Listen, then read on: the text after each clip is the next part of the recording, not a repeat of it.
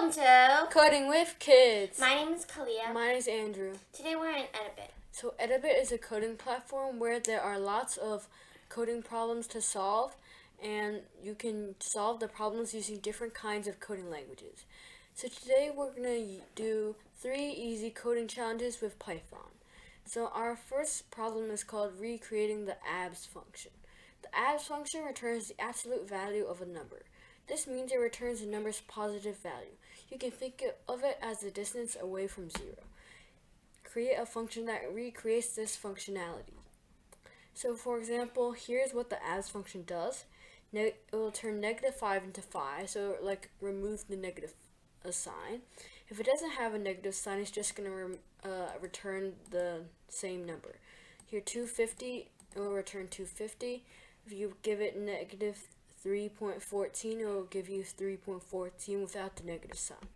Okay, so here we really have a simple solution, so we're not going to go into deep here. We're going to learn how to do modules. So modules are like add-ons with more commands. So we're going to import a module called math. So you just type import math, and then you do def absolute n. So this is our function. So define absolute with the variable n, which is the number, and then absolute value equals math.fabs n. So fabs is a function in the math module that does the exact same thing as the abs function, so we can just substitute it, and then we're basically going to return the absolute value. So there are modules for lots of things, and modules can be very useful. So now let's see the test cases. There is 0, so we're just going to get 0, and yeah, there are only 2 negative numbers, -5 and -3.14. Okay, so we pass all the tests. On to our next coding challenge. So our next coding challenge is called Century Crisis. Scientists have discovered that in 4 decades the world will explode. It will also take 3 decades to make a spaceship travel to a new planet that can hold the entire world population. You must calculate the number of people there will be in 3 decades from now. The variable p is the world population now. Assume that every month someone gives birth to more people, which is the variable np. Return the number of people there will be when the spaceship is complete. So here there's the current population and then the number of people that are born every month. So first we have 2 variables, p, which is the current population, and np, which is the number of people that are born every month. So first we're going to do new people equals np times 360. So we multiply it by 360 because in a decade there are 120 months. So 360 is the months.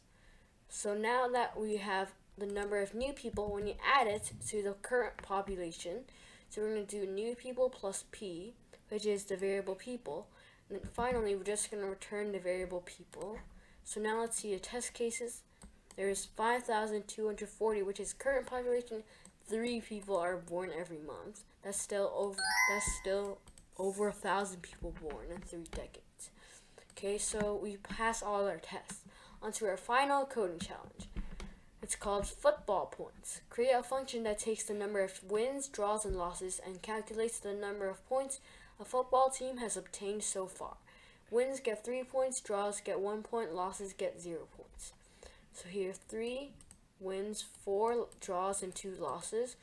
So we basically have 3 times 3 equals 9, 9 plus 4 equals 13 points. Okay. So we have 3 variables, wins, draws, and losses.